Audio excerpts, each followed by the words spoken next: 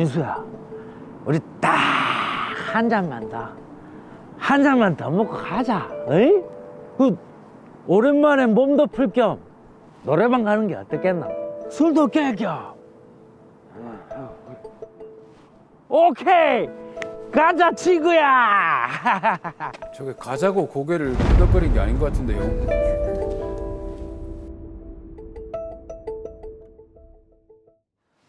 아, 그 사이에 뭐 이 비가 왔네. 민수야, 길이 미끄럽다. 조심해라. 어? 내 잘 잡고. 거의 인사불성이신데요. 어, 오, 어. 민수야, 민수야. 정신 차려봐라, 민수야. 119, 119. 예, 119 줘. 예, 여기 사람이 다쳤는데. 여보, 평생 이렇게 살아야 한다니. 여보. 재수 씨. 오셨어요. 민수는 눈만 뜨고 있지 뭐. 회복 가능성도 거의 없다고 하고. 미안합니다. 제가 그날 노래방만 가자고 안 했어도. 아니에요. 애 아빠가 운이 나빴죠 뭐. 그나저나 앞으로 나올 병원비가 더 걱정이에요. 제가 도움이 될까 좀 알아봤는데 제가 가입한 생활책임보험에서 보험금이 좀 나올 것 같더라고요. 얼마 안 되지만 민수 수술비에 보태세요. 영호 씨, 고마워요. 민수에게 기적이 일어났으면 좋겠습니다. 아유 정말 안타까운 상황이네요. 김용호 씨가 접수하신 사고에 대해서 저희가 평가를 해보니까 병원비, 일실소득, 치료비 등 다 합치면 한 5억 원 되겠네요. 그런데 말이죠. 예, 김용호 씨 본인이 발을 헛디뎌서 사고가 났다고 하셨는데 사실입니까? 예, 사실 맞습니다. 일상생활배상 책임보험은 본인 과실로 일어난 사고에 대해서 보험금을 지급하는 상품이에요. 그러니까 김용호 씨가 계단에서 미끄러지면서 배민수 씨를 밀쳤다거나 그런 경우에 보험금이 지급되는 거죠. 진짜 그런 상황이라니까요. 본인 과실이 인정되면 저희 보험사에서는 보험금을 지급한 다음에 김용호 씨에게 구상금 청구를 할 수도 있겠습니다. 구상금 청구요? 제가 돈을 줘야 된다 이 말입니까? 그렇습니다.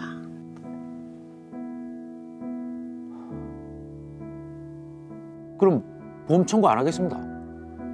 청구를 중단한다고요? 예, 사실 그 친구가 만취해가지고 계단에서 넘어진 거거든요. 저도 그 바람에 좀 다쳤고.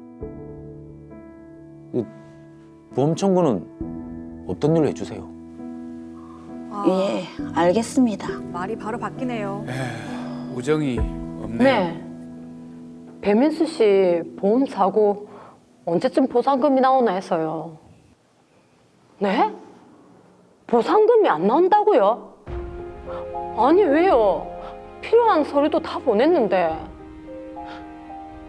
보험 청구가 중단됐다고요? 아니 이게 무슨 일이고? 고객이 전화를 받지 않아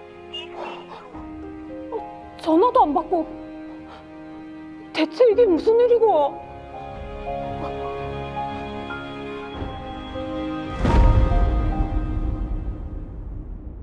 자, 친구와 함께 술을 마신 후에 사고를 당해서 벌어진 정말 안타까운 사건이네요. 네, 친구 김영호 씨가 보험 처리를 해주기로 했다가 뒤에 입장 번복을 하면서 갈등이 좀 생긴 것 같습니다. 네. 해결책 제시를 위해서 사건 정리부터 해보죠. 직장 동료로 사이가 좋았던 김영호, 배민수 씨는 회사에서 회식을 한 후 2차로 노래방에 가게 됐습니다. 하지만 배민수 씨는 이미 만취한 상태였고 김영호 씨가 노래방에 가자고 강권한 것이었죠. 그런데 노래방에서 나오는 길 갑작스레 내린 비로 인해 계단이 많이 미끄러운 상태였는데요. 이곳을 내려오던 중 배민수 씨는 발이 미끄러졌고 부축하던 김영호 씨는 팔을 놓쳤습니다. 결국 배민수 씨는 계단에서 구르는 사고를 당했고 병원에서 꼼짝없이 누워서 생활해야 하는 상태가 되고 말았습니다. 그러자 동료 김영호 씨는 사고에 자신도 일정 부분 책임이 있다면서 자신의 보험으로 보험금을 지급하겠다고 배민수 씨 아내에게 약속하고 사고 관련 확인서까지 작성해 줍니다. 하지만 이후 보험사 조사 중 자신에게 구상금이 청구될 수 있다는 얘기를 듣고 김영호 씨는 입장을 바꾸게 되는데요. 그러자 보험금 지급 진행 사항은 중단이 됐고 배민수 씨 측의 연락도 피하고 있습니다. 이에 답답해진 배민수 씨 아내 이미주 씨, 과연 그녀는 어떻게 해야 할까요? 네, 정말 안전은 아무리 강조를 해도 지나치지 않는 부분인데요. 네. 여러분들도 추락, 또 낙상 사고 대비를 좀 잘 하셔야 할 것 같습니다. 자, 그런데 저는 이 사안을 보면서 정말 안타깝다, 어떡하나 이런 생각이 들긴 했는데 법적 분쟁의 소지가 있을까라는 의문이 들긴 했거든요. 어떤 부분이 그렇습니까? 당연합니다.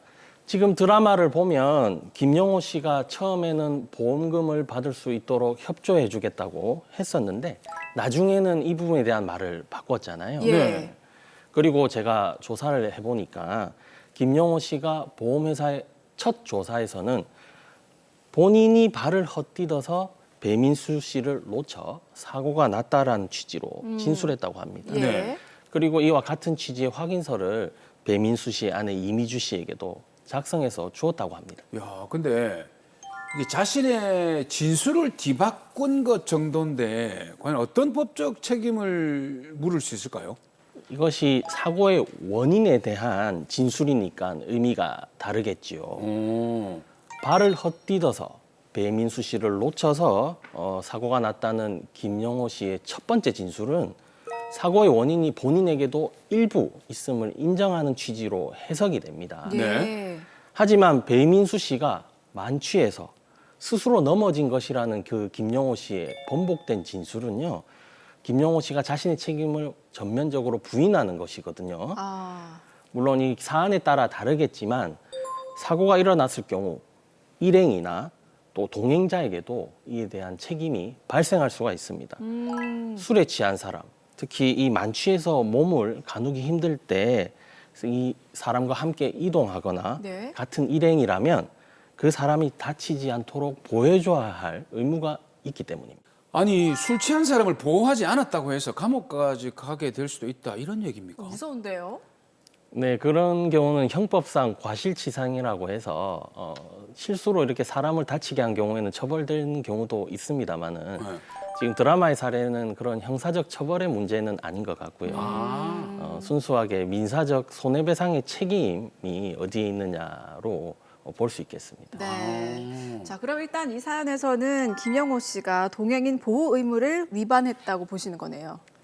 맞습니다. 예. 그런데 이런 얘기를 하면요, 과연 이 술에 취한 일행을 보호해야 되는 그 의무의 범위가 어디까지냐, 이런 의문이 당연히 들 수밖에 없겠죠. 그렇죠. 맞아요. 저도 그런 의무가 있는지 지금 알았습니다. 그러니까요. 아, 술도 같이 못 먹겠어요. 그러니까 아니 그리고 그냥 동행자 보호 의무라고 하면은 너무 포괄적이고 이게 좀 막연하게 느껴지는 것 같거든요.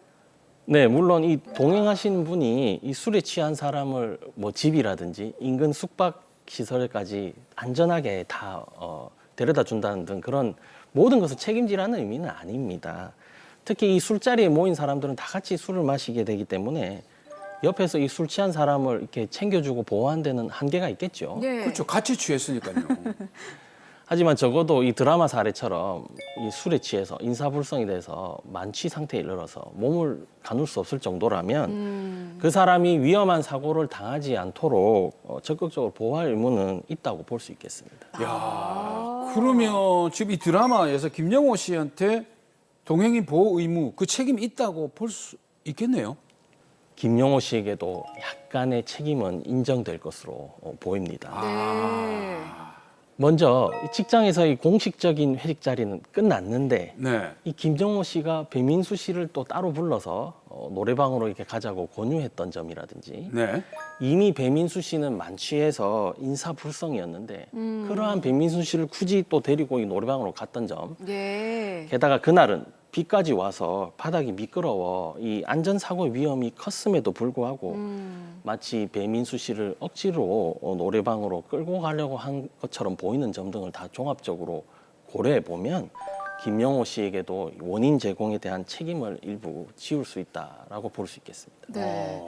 자, 그런데 김영호 씨의 뭐 편을 드는 건 아니지만 이게 어떻게 보면 약간의 실수로 볼 수 있지 않을까. 그렇죠. 왜냐하면 그때 비가 와서 바닥이 미끄러웠기 때문에 순간 이렇게 놓쳐서 실수가 아닐까 이런 생각이 들기도 하거든요.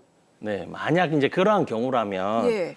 이 배민수 씨가 이 넘어지지 않도록 김영호 씨가 더욱 강하게 붙잡는다든지 더 조심했어야 하는데 본인이 이제 발을 헛디뎌서 배민수 씨를 놓친 것은 예. 김영호 씨에게도 일부 책임이 있다고 볼 수 있는 그런 요소입니다. 예. 야, 근데 우리가 지금 상식선에서 생각을 해봅시다. 오랜 직장인 동료로서 술을 같이 먹고 좀 많이 취해서 부축을 하면서 들어갔다. 이 정도면 어느 정도 조심을 한 것 같은데 그러게요. 책임을 지운다는 거는 김영호 씨 입장에서 보면 좀 억울할 것 같아요. 네, 충분히 그 입장도 이해할 수 있습니다. 일부러 배민수 씨를 뭐 밀어서 넘어뜨린 것은 아닌데 그렇죠. 이렇게 책임이 있다고 하니 일반인들의 시각에서는 다소 억울하지 않은가라는 의문이 들 수 있어요. 하지만 이 잠깐의 부주의나 과실이라 할지라도 과실이 전혀 없다고 볼 수는 없는 것이거든요. 그래도 김영호 씨의 과실이 크다고 평가하기는 어려워 보여서 그 책임의 범위는 5에서 10% 정도로 매우 제한적인 범위로 인정될 것으로 보입니다. 네. 자, 그런데 이제 문제는 네. 지금 배민수 씨에게 발생한 손해가 굉장히 크다는 점이거든요. 그렇죠. 지금 후유 장애가 심각하기 때문에 5에서 10%라고 해도 손해액 자체가 몇 억 뭐 이렇게 나온다고 하면 네. 그래도 김영호 씨가 책임져야 하는 금액이 엄청날 것 같은데요. 맞습니다. 이 보험회사에서도 평가한 그 손해 정도가 5억 원에 이르렀으니까 거기에 5%라고 가정을 해도 금액이 무려 2,500만 원에 이르거든요. 예. 법원은 이러한 요소를 종합적으로 고려해서 책임 제한 제도를 두고 있습니다. 판사의 재량에 따라서 손해 금액은 많이 감경될 가능성이 높습니다. 그런데 말입니다. 이 노래방 주인에게 책임을 물을 수는 없겠습니까? 노래방 주인까지 나왔네요. 아무래도 비가 예. 오긴 했지만 미끄럼 방지 매트를 깐다든지 그 밖에 어떤 주의 의무를 다할 수도 있는 그런 상황이니까 저는 노래방 주인에게 책임을 물어야 되지 않을까 이런 생각을 해봅니다. 어떻습니까? 날카롭지요? 예, 좋은 지적이십니다. 이 노래방 주인에게도 책임이 인정될 수 있습니다. 오. 이렇게 가게나 매장 등 이 사업을 운영하시는 분들은 이 고객이 안전하게 들어오고 나갈 수 있도록 조치할 의무가 있거든요. 그렇죠. 드라마 사례처럼 이렇게 아래로 내려가는 미끄러지기 쉬운 계단에서는 추락이나 낙상 사고를 예방할 수 있도록 적극 조치해야 합니다. 네. 민법 제758조 제1항에 따라 공작물 손해배상 책임, 즉 이 경우에 공작물은 계단이라 할 수 있겠는데요. 네. 그 계단의 설치 또는 보존의 하자로 인한 손해배상 책임이 인정될 수 있습니다. 자, 그런데 일반적으로 생각을 해보면 술에 취해서 넘어지거나 다쳤는데 네. 동행인에게 책임이 있다? 노래방 주인에게 책임이 있다 그러면 사실 납득하기 어려울 것 같아요. 그거는 있죠. 예. 사실 이런 사례의 대부분은 실무적으로 보험과 연관되어 있는 경우가 많습니다.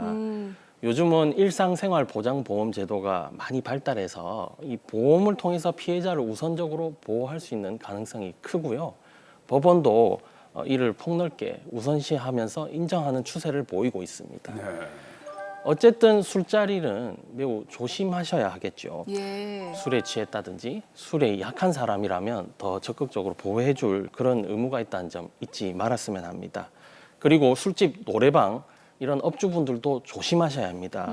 이 업종의 특성상 술에 취한 분들이 자주 드나들고 있기 때문에 안전사고를 당하지 않도록 더욱더 조심하고 위험한 시설이나 물건 등은 적극적으로 수리하거나 보수하는 등 그러한 조치가 필요하다는 취지로 이해해 주시면 되겠습니다. 자, 그럼 이번 사건에서는 아내 이미주 씨가 어떻게 대처를 하면 될지 명쾌한 해결책 부탁드립니다. 남편의 안타까운 사고로 이 힘들어하시는 이 아내분께서는요, 김영호 씨와 노래방 업주를 상대로 민사상 손해배상 청구 소송을 제기할 수 있습니다. 그리고 여기서 꼭 하나 알아두셔야 할 부분은 바로 아내 이미주 씨가 곧바로 소송을 제기할 수는 없다는 점입니다. 아니 왜 소송이 안 됩니까? 원래 이 피해자는 남편분인 배민수 씨니까 배민수 씨가 직접 당사자로 나서서 소송을 진행을 해야 되겠죠. 그렇죠. 예. 하지만 지금 병원에 누워 있으면서 그렇게 할 수 없는 상황이잖아요. 아, 또 뇌 손상을 당했기 때문에 아마 인지라든지 지능, 판단 부분에서 많은 부분이 부족하고 결여돼 있을 겁니다. 예. 이러한 부분은 병원 진단을 정확하게 받으시고 이 남편에게 소송 능력이 없다는 점을 입증하신 다음에 법원에 성년 후견 개시 심판을 신청하셔서 이 아내분이 법정 대리인 자격으로 선임된 뒤에 소송을 제기하셔야 합니다. 사실 일반인이 모든 것을 이런 걸 다 챙길 수는 없기 때문에 법률 전문가의 도움을 받아서 적절히 대처하시기를 강력히 권유드립니다.